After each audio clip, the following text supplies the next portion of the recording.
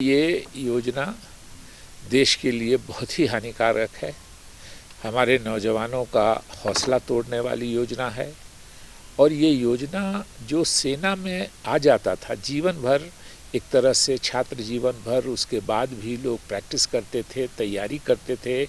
मध्य वर्ग के लोग, जो कम आय वर्ग के लोग हैं, वो अपने बच्चों को बड़ी मुश्किल से तैयार कराते थे, खर्च करके, सारी सुविधाएं देके कि वो एक बार सेना में आ जाएगा तो उसका मान और सम्मान भी बढ़ेगा। देश के प्रति जो उसका प्रेम है, उसकी ललक है देश के लिए काम करने की, इन सब भावनाओं पे कुठाराघात किया है मोदी जी ने और मोदी जी की सरकार ने। और ये तो मोदी जी का फैसला होता है, सारा फैसला जो होता है सरकार में।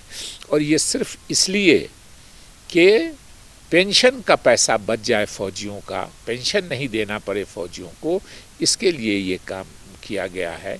देखिए, जो घर का गार्जियन होता है, जैसे प्रधानमंत्री, तो उनका काम है देश की आर्थिक व्यवस्था को अच्छा करना, जिससे देश के सभी लोगों को फ़ायदा पहुँचे। मनमोहन सिंह जी के शासनकाल में जो 10 साल यूपीए का रहा, 27 करोड़ लोगों को गरीबी रेखा से ऊपर उठाया गया। दुर्भाग्य ये है कि मोदी जी के समय में उस 27 करोड़ लोगों में से 23 करोड़ लोग फिर से गरीबी रेखा के नीचे चले गए। तो देश की आर्थिक स्थिति अच्छा करने की आपकी जिम्मेदारी है।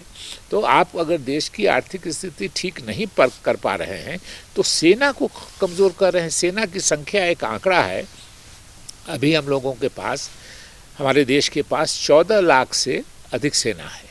लेकिन अगर ये मामला चलता रहा जो मोदी जी ने शुरू किया है, तो 10 साल के बाद 2032 में 10 लाख से कम सेना हमारी बच जाएगी। चीन हमारे बगल में सेना बढ़ाए जा रहा है। आज से 6 महीना पहले भारत और चीन के बॉर्डर पर लद्दाख के पास 60,000 सेनाएं थी, अब वो बढ़कर 22,000 सेनाएं हमारी सीमा पर खड़ी कर दी हैं। और हम भारत के प्रधानमंत्री और उनकी सरकार ऐसा काम कर रहे हैं जिससे सेनाओं की संख्या घटेगी। 21 साल की उम्र में कोई नौजवान रिटायर हो जाएगा। किसी ने ठीक कहा कि भरी जवानी में भूतपूर्व बनाने की ये मोदी जी की अभूतपूर्व योजना है कि हमारे नौजवानों को भरी जवानी में वो रिटायर करा देंगे 21 साल की उम्र में। इससे ज़्यादा गलत बात, और देश के फौज का नुकसान हो जाएगा।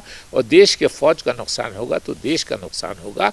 ये बहुत ही, इस पर फिर से कंसीडर करना चाहिए और फिर से जो पुरानी योजना थी सेना में भर्ती की, उसको शुरू करना चाहिए। देखिए, कांग्रेस पार्टी कमिटेड है कि जो पुरानी प्रथा थी पेंशन की, ये फौज का भी जो जुड़ा हुआ मामला है, मोदी सरकार उनका पेंशन ख़त्म करना चाहती है, उनका पेंशन कम करना चाहती है, इसीलिए ये अग्निपथ योजना है। कांग्रेस ने, हमारी राजस्थान सरकार है, 2 सरकारें अभी हमारी हैं जहां हमारे मुख्यमंत्री हैं। राजस्थान सरकार ने ओल्ड पेंशन स्कीम लागू कर दी, छत्तीसगढ़ सरकार ने ओल्ड पेंशन स्कीम लागू कर दी। और हमारी पार्टी का कमिटमेंट है कि जहां भी हमारी सरकार बनेगी हम ओल्ड पेंशन स्कीम लागू करेंगे।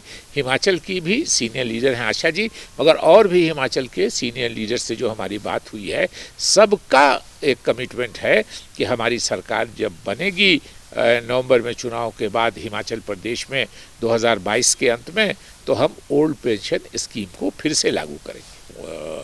हिमाचल में चुनाव होने वाले हैं। आज हमारे बीच में हमारे स्वर्गीय नेता वीरभद्र सिंह जी नहीं हैं। राजा साहब की कमी निश्चित रूप से हिमाचल के लोगों को महसूस हो रही है। मैं जहाँ जा रहा हूँ हर 10 कदम पे एक बोर्ड नज़र आ रहा है कि ये उद्घाटन, ये शिलान्यास राजा वीरभद्र सिंह जी ने मुख्यमंत्री की हैसियत से की थी। उनका एक लंबा करियर रहा है। अच्छा है आज की तारीख़ में प्रतिभा जी हमारी अध्यक्ष हैं हिमाचल की, और हम उम्मीद करते हैं कि हिमाचल में सरकार बनेगी। और हिमाचल के जो सभी कांग्रेसी जो मिलते हैं वो कहते हैं कि हमको राजा वीरभद्र सिंह जी के जो अधूरे काम हैं उनको पूरा करना है और उनके पथ पर चलना है।